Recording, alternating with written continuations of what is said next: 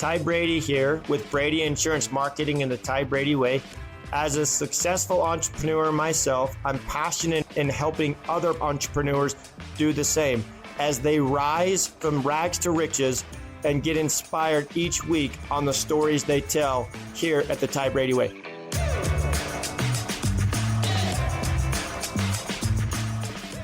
Welcome back to another episode of the Ty Brady Way. Today I have the pleasure of interviewing Christine Wolf. And Christine, we've got to know each other over the years. It's probably been what? When did Sean start lacrosse?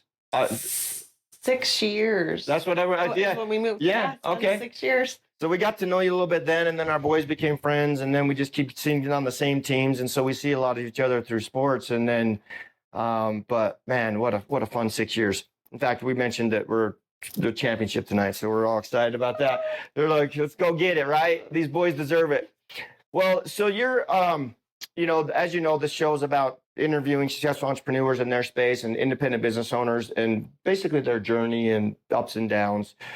So you started, we'll get there in a minute, but you started, it's been about a year with insurance with me? Yes. So you started insurance about a year ago. But before that, let's kind of unwind a little bit. You were in a corporate sales environment, but let's even go back before that. So you've kind of worked in different avenues and you've picked up stuff along the way. And what are some of the, I think we mentioned you did life coaching. I did. You've done real estate. You've done corporate sales. And now you're like, hey, I'm going to do this on my own, right? You're going to build something for yourself, right? And that's what you and I talked about. So when going and getting a job or a job, what started you down the path of even life coaching? Because there's a lot of similarities in a lot of all those aspects that you did. Absolutely. The life coachings came from real estate. I started in real estate. I wanted to learn as much as I could, as fast as I could. And so I volunteered on a lot of the governmental affairs committees, the board of ethics, or the code of ethics, the board of realtors. A lot of that was a volunteer process, which led me into doing some coaching with companies like Franklin, back then it was Franklin Covey, which kind of led me to a company called Impact Trainings. And I started there actually just kind of volunteering, stepping in where I could. I did a lot with their teen training program, which was a inspirational, motivational, kind of powerful training to get teens headed in a strong direction to take on and live their best life and, go for it. And that kind of evolved into doing a couple of the adult trainings for them. Absolutely passionate about it. All of the work that I've done has been about people. I just love people. So when I'm providing a service or showing up in a way that is connecting me with people, I thrive. Yeah. You talk about service. How have you seen that in the insurance environment?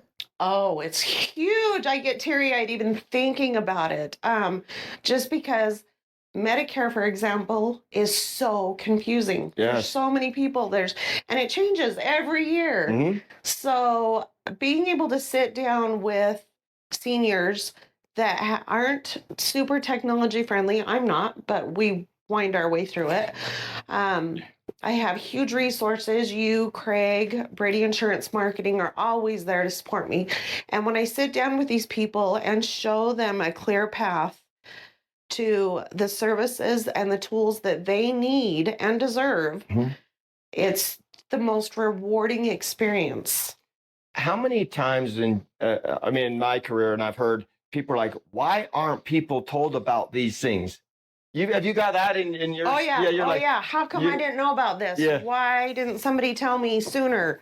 I wish I would have known about this before my husband passed away. Yes.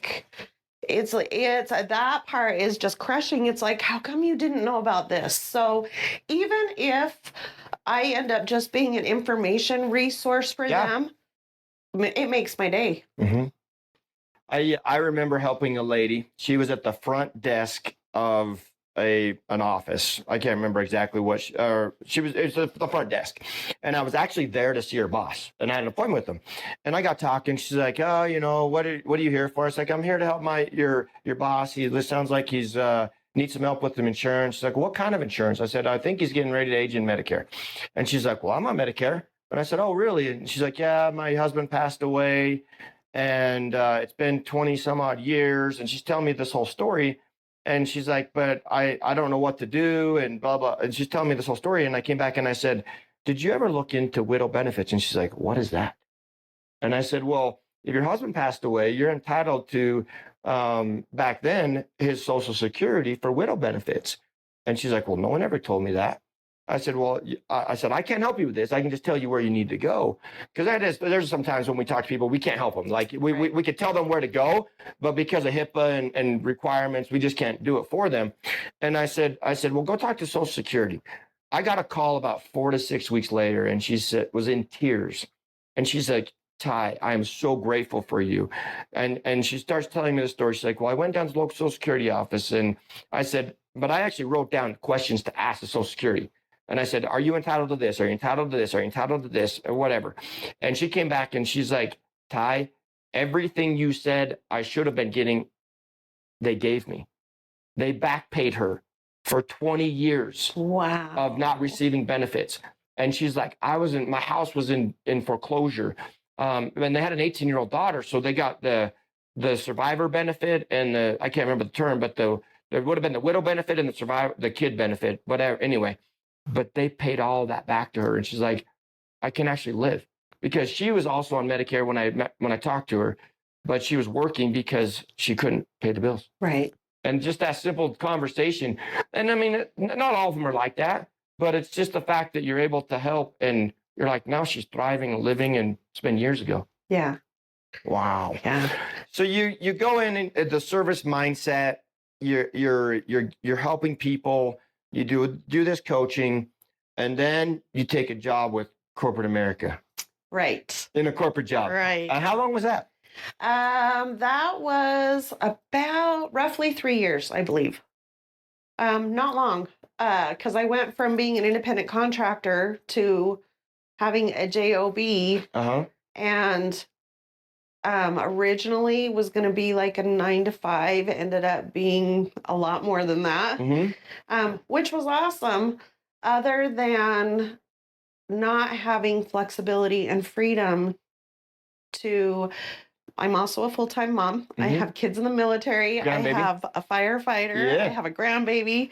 So attempting to juggle all that while being everything to a corporate company, it was a lot to balance. Yes. It was a lot.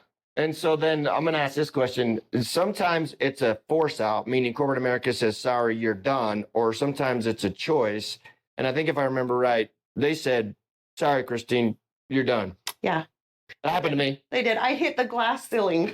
I hit their glass ceiling. And rather than, I went to them and said, I didn't realize I was going to be as successful at this either. And I'm open to, it sounds to me like what you're asking is for me to be less successful. I'm open to that. Just tell me where you want me to stop and I'll stop. Yeah. The challenge is that's not who I am. Yes. That's not my nature. That's not my personality. You're not going to pump the brakes. Right. And when a customer wants or needs something, that's my priority, is taking care of the customer, not taking care of the shareholders, so to speak. And that just didn't go over so well. Well, didn't you tell me at one point that some of the salespeople were jealous or envy, or basically said, you're making more than the people that are running the company? Yes. And there was a little bit of envy and jealousy, and so that's sad. Yeah. Because, it turned into literally adult bullying. It turned into an adult bullying situation. In a corporate environment? In a corporate environment. Shocker. That never happens, right?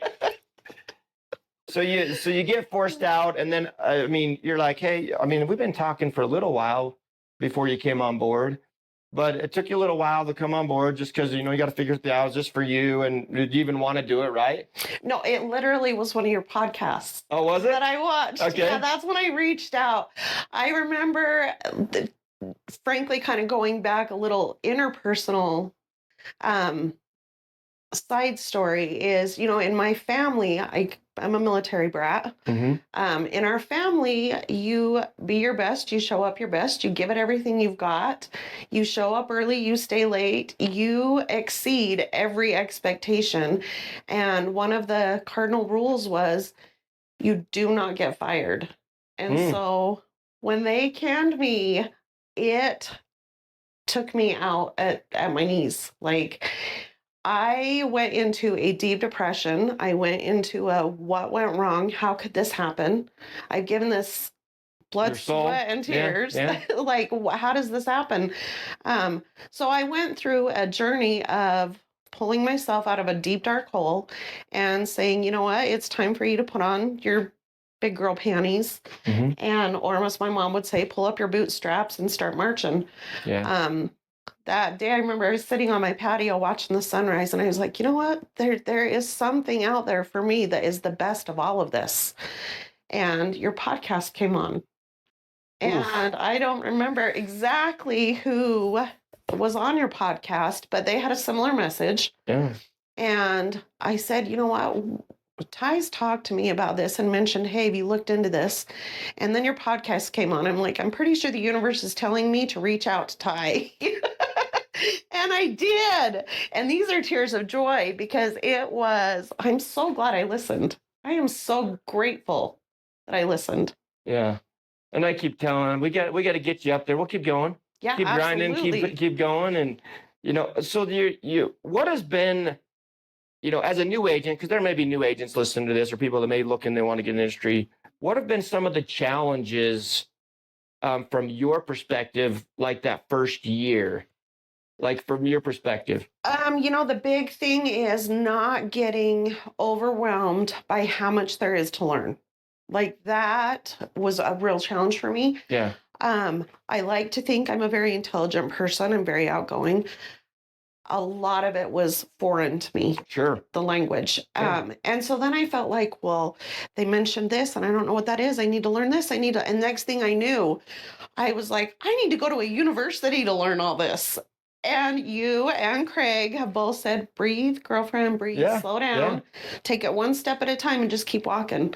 And it took me a while to I got in my own way. Yeah, who finds it? Yes. I got in my own way and just studied, and didn't move forward. I put my nose in a book and in the computer screen and did class after class after class and was retaining not very much of it because I was just it was like trying to drink out of a fire hydrant. Yeah. You just can't. You're not going to retain it. Yeah. And that's why Craig and I have met, when we mentor, we're like, let's focus on 3 products. Let's get really good at those 3. Just focus on getting an appointment and then the presentation. And then we'll keep building because I don't want to overwhelm people. My goal is to get them from A to B. And I want them to see a paycheck. I want them to see that they can do this because what happens is you don't remember walking, but how many times did you fail before you actually started walking and then running and so on? It just takes line upon line and building it. And you're not the only one. I'm just going to say that we've had to be like, just take it back, do this first. And then I don't know, was it 4 weeks ago you went out and did it all on yourself? And I'm like, yes. Yeah. And that's like the touchdown in sports, baby. That's what it took. It took just going to the appointment and not being afraid to fail. No. And those people are so grateful. They had no idea what they even had an option to do. Right. And they were in a pretty significant hard place. Yeah. I don't necessarily need to go into detail, but the sun rose for them after we got all of this figured out. Yes. So you would, just to restate, you would tell anybody getting is just don't overwhelm yourself. Just take a little bit at a time. Saying said is how do you know if it one bite at a time, right? Exactly. And then just keep going. And obviously, I think you also had a background of 3 years of corporate sales. I'm sure you knew the ins and outs. But again, you didn't know anything about what you were selling in the beginning, right? But over time, you became the top notch. Right. Wow. So you're on this journey to build your own thing, to do your own thing. You talked about, that this is where you've been and kind of like, hey, don't overwhelm yourself. what to this point, what has been the most rewarding thing? Like I said, just getting with people and assisting them to overcome where they didn't see a way, Yeah. assisting to clear a path and say, you know what, you can go to the doctor. Yeah. You can get your medication. Yeah. You can afford food. Like, we're going to make this happen. We have one gentleman that I met that lives down in Clinton. Um, Ironically, the week that I met with him, he was attempting to clean his own gutters and fell and broke his leg. Oh no. And so he was in the middle of getting care while we were working on getting him signed up for Medicare. I was able to do an outreach to a community down there and went and got his gutters cleaned, his yard cleaned up. Oh. So the vision I've got is not only am I going to assist these people in getting Medicare, I'm going to assist them in getting yard work services, in getting snow removal, in getting a community, because like him, he has nobody. His neighbors don't even know him. He doesn't leave the house. Now he's out, he's in his community. They've continued to go back and check on him. And so building this community where it is about assisting them to get their needs met. Thriving. Absolutely. And then giving back, right? Yep. Wow. So when you were in one of your coaching or even in corporate sales or one of those environments, what was like a struggle that you dealt with? I mean, you talked about, getting fired because they thought, hey, you're a top performer and we got to push you out. But during that process, what was a struggle? Again, the biggest struggle, and I would say this to a new agent too, is getting myself out of my own way, staying out of my head, trusting the process, and listening, getting out of my own way. When did that come to a realization for you? I mean, just like when you're like, hey, what happened? Because our mind plays mental stuff on us all the time. You know what? It does, and I still am conscious that that's the reality. But it's really about letting go and resetting every day. That has been probably the biggest thing, is staying on point with what matters most and my whys. And you were the one who brought to light, what is your why? Yeah. So when I'm in my head, when I'm in my own way, when I'm pumping the brakes because I'm of fear, focusing on my why. Why am I doing this? Why? I reset it every morning. Why am I doing this today? Yeah. This is why I'm doing it. I'm doing it for my health and wellness, for my family, for my friends, for the community. Yeah. How important is it to have, how do you say this? Your champions or your mentors or people in your corner? Huge. It's huge. And, more importantly, it was letting go. I talked a lot about that corporate environment, kind of having a target because I was doing so good. And rather than have people that were the wind beneath my wings, they were what I call the Mexican crabs. They were pulling me back into the bucket, trying to bring me down. And so not only is it important to look and build a relationship with the people that end up being the wind beneath your wings, but building relationships with people that role models for me. You're one of my huge role models. Oh, thank you. You see the best in people, you empower, you inspire. I have never seen you do something for you. I know you get a lot of benefit out of it, but what you do is for everyone around you, and that's huge. Yeah. So having those people there, like the people that I spend my time with, that I actually put my energy into, that are the people that I want to be like when I grow up. Well, you're gonna keep growing up. That's great. And most importantly, being willing to, like I said, relationships are my number one possession in life that I value, are the relationships with people, and learning that, there's some people I have to let go. Yes. Or you're not going to give as much energy to, right? Right. And it's unfortunate because I relate that to, I got to be the lighthouse, not the tugboat. And there was a time that I'm like, I think I should be tugging people to get in this industry because of the impact it's made in my life, the impact it's made in so many other people's lives. And so I'm like, I just got to be the lighthouse. I got to show them where the beacon is. And if they choose to navigate through rough waters, that's on them. If they choose to take an easier path, that's on them, because I can't do it for them. Right. I want to, because I want everybody to have financial freedom and free time and, be able to do what they want when they want and serve. But it's like, and that was hard for me. And the other thing too is that, for me, the legacy, I want everyone to live the legacy or the lifestyle they want. And I'm just there to help them the best I can. I just can't do it for them. Right. And if they're willing to plug into systems and strategies and all those things, that's on them, right? Right. So I want to take a moment and talk about coaching. So you talked about coaching because there's so many similarities in, having a business and coaching.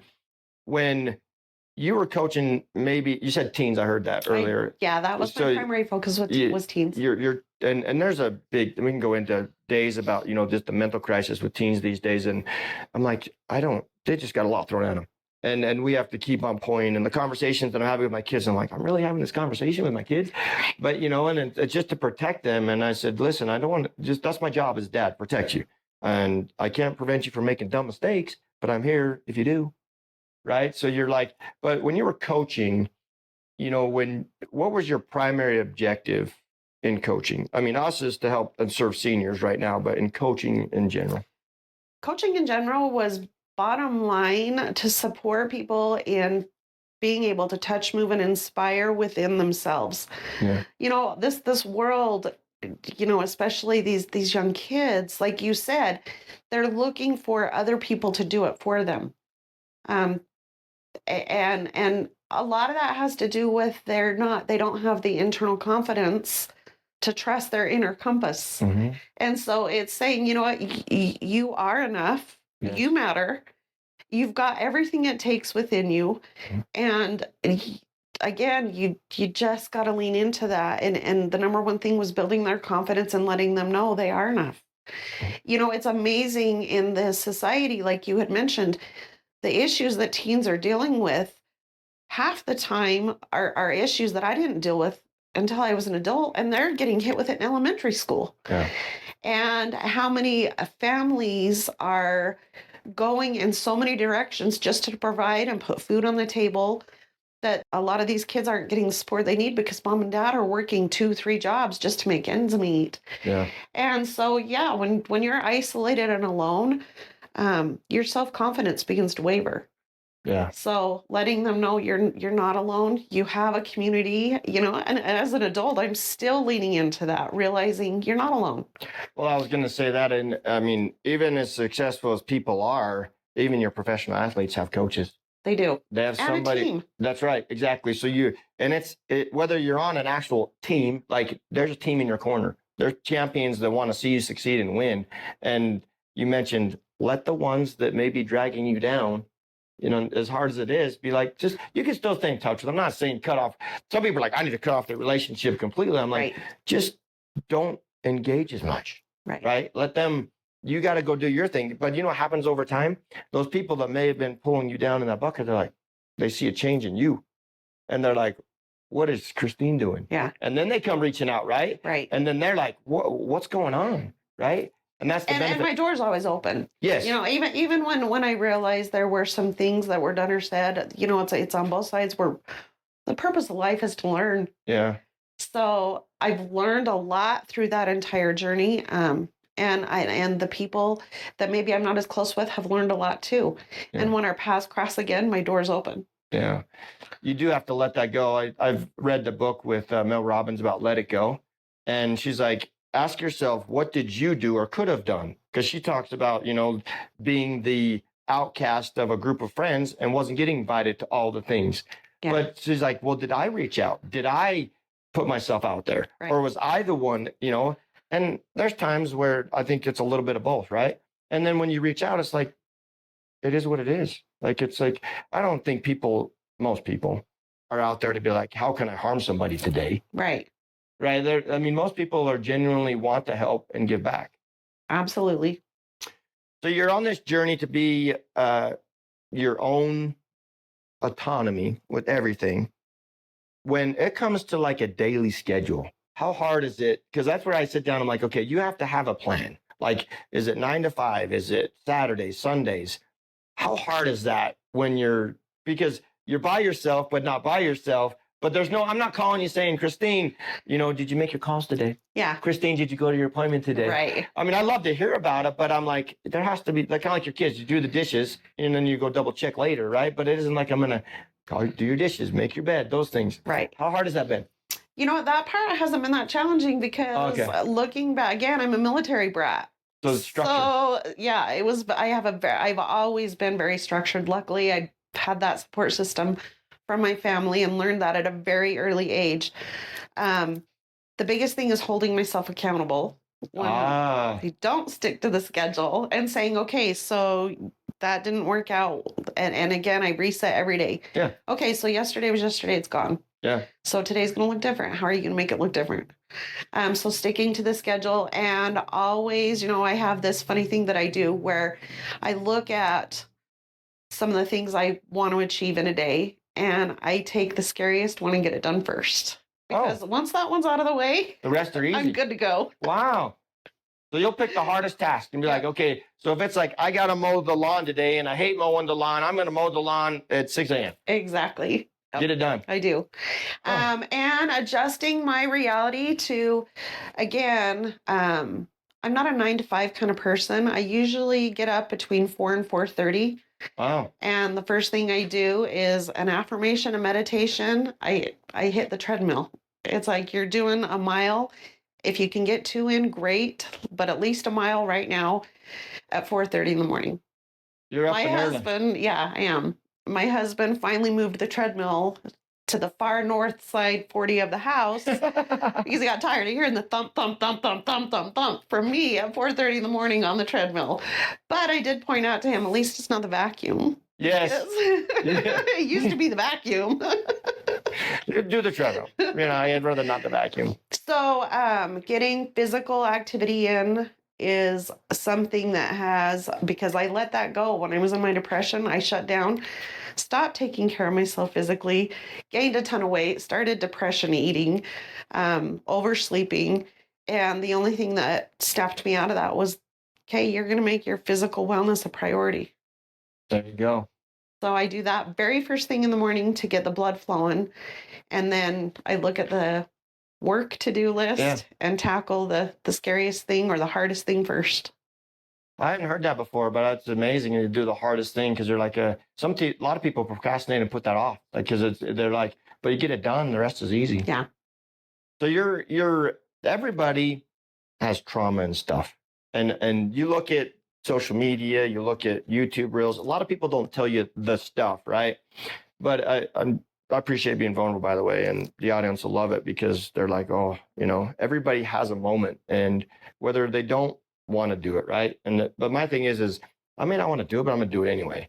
And then oftentimes I'm like, okay, I know why I was supposed to do that, and I don't see it in the moment. Or my kid's like, Dad, can you take me here? And I'm like, I just sat down. I don't want to do it, but I do it anyway.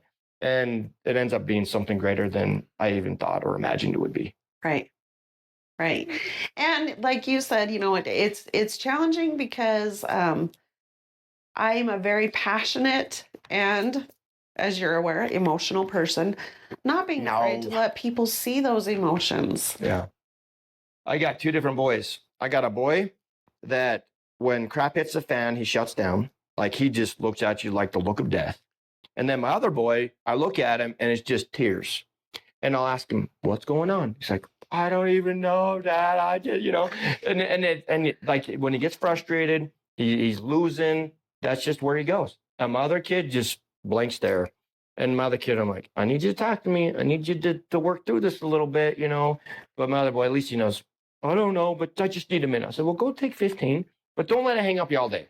Go take 15, get your head right, whether I get after him for not doing the dishes or making the bed or whatever, but it's like, no, just go reset. Yeah. And sometimes people let that carry them for ever and ever and ever, which brings me to another point is my wife's like, it's good to reflect on the past, but not dwell on the past. So, I mean, things that I've learned, I'm like, okay, I remember this, but I'm not dwelling on it to a point where it cripples you or that fear that comes in like, oh, last time I did this, I got all black and blue. Or last time I did this, I got my teeth kicked in. Right. It hurt. Yeah. You got to just move forward. Yeah. And But with that being said, I will tell you, like I said, getting fired was a huge traumatizing experience for me, and I did let it paralyze me.